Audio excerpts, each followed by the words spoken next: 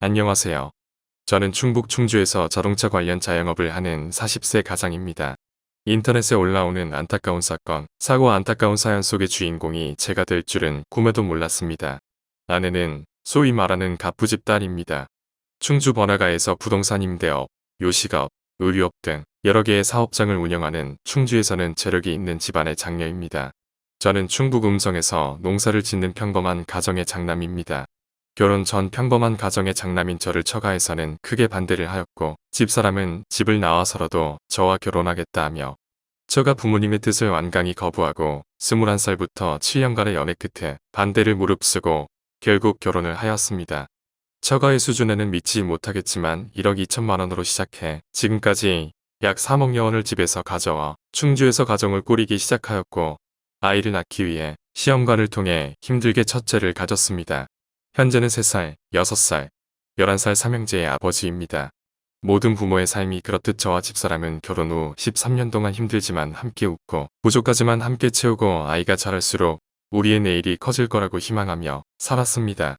그러는 중에 처가집의 권유로 피자집, 횟집, 치킨집 등 열심히 일했지만 결과는 좋지 못했고 처가의 반대를 무릅쓰고 7년 전 전공을 살려 자동차 용품점을 시작하면서 조금씩 생활에 안정이 되어 지금에 이르게 되었습니다.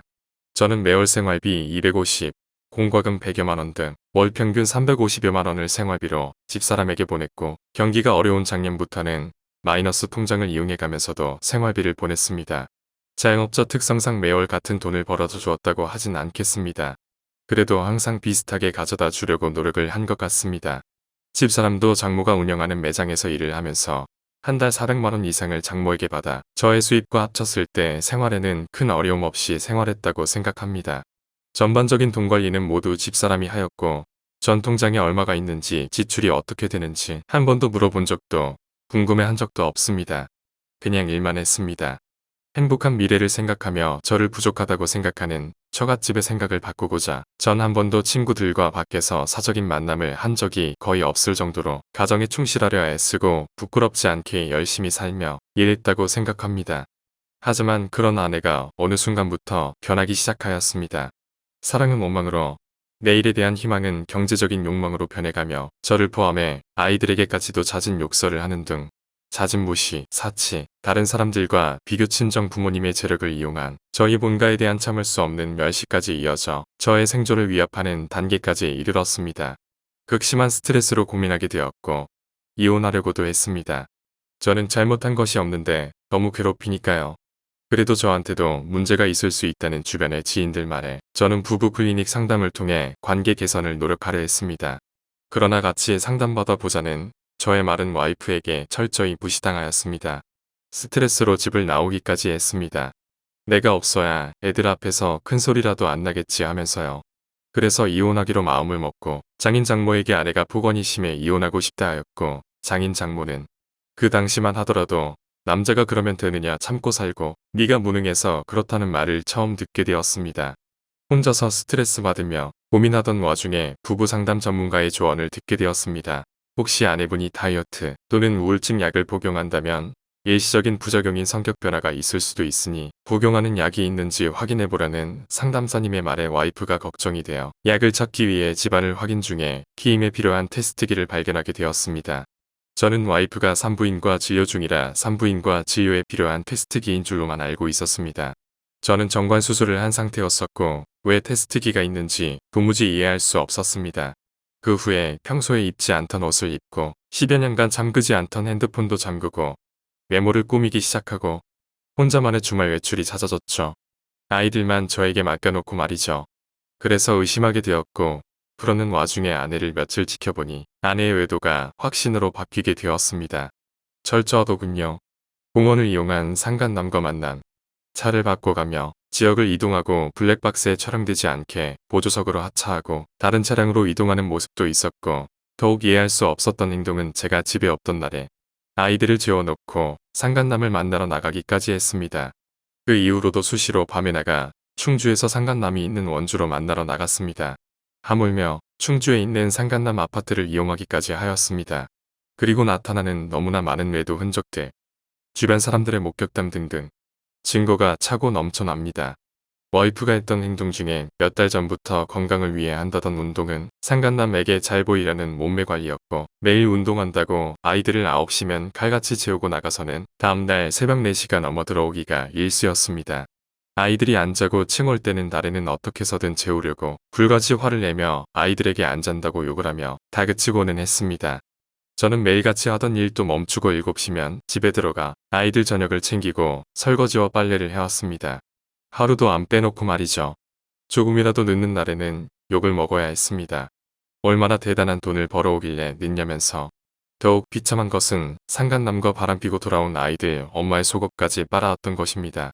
이런 글까지 적어야 하다니 참 부끄럽습니다.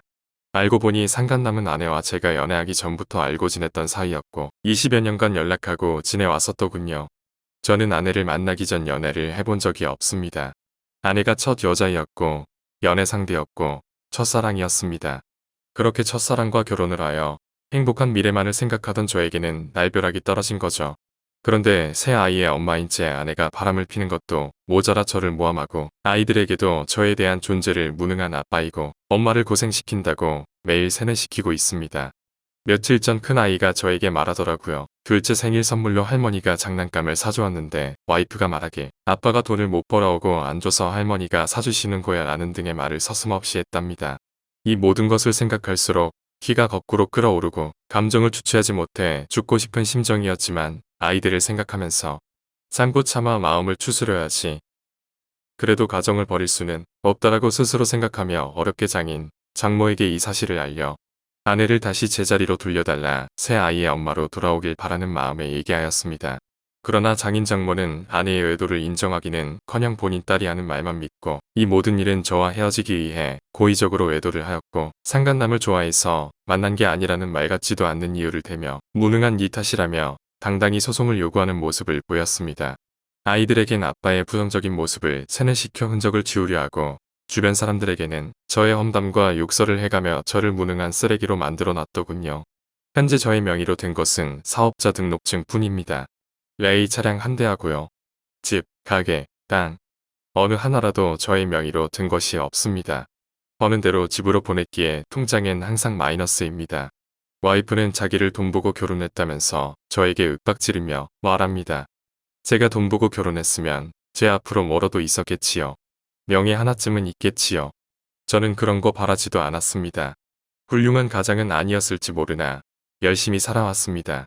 14년을 하루하루 열심히 일했습니다. 하지만 그 결과는 아내의 의도로 인한 이혼 요구, 아내와 그 부모는 죄책감조차 느끼지 못하는 인간으로 변모했습니다. 간통죄는 왜 폐지되었을까? 간통죄가 있었다며 너무 억울합니다. 제가 무능하지 않았더라면 돈을 많이 벌었다면 저들이 이렇게까지 했을까요? 자책하게 되는 순간도 있습니다. 하지만 저들이 원하는 결말대로 가고 싶진 않습니다.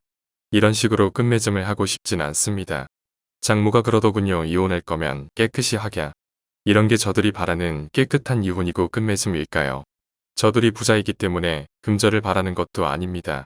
제가 바라는 것은 처참하게 버려진 저의 삶과 인생, 무엇보다 저에 대한 진정한 사과가 먼저이겠지요. 저는 1인 시위도 했었습니다. 이혼 합의가 되지 않아서 시위를 나갔습니다. 이렇게 시위하던 와중에도 장모는 저에게 찾아와 동영상을 찍고 사진을 찍으며 새 아들들을 옆에 세우고 시골에 계시는 아버지까지 불러 세우겠다며 협박을 하고 갔으며 동영상과 사진을 장모의 상인의 단톡방에 게시를 했으며 저의 아버지와 어머니에게까지 동영상과 사진을 보내며 통화까지 하는 당당함까지 보였습니다. 1인 시위로는 턱없이 모자라고 저의 힘이 부족합니다.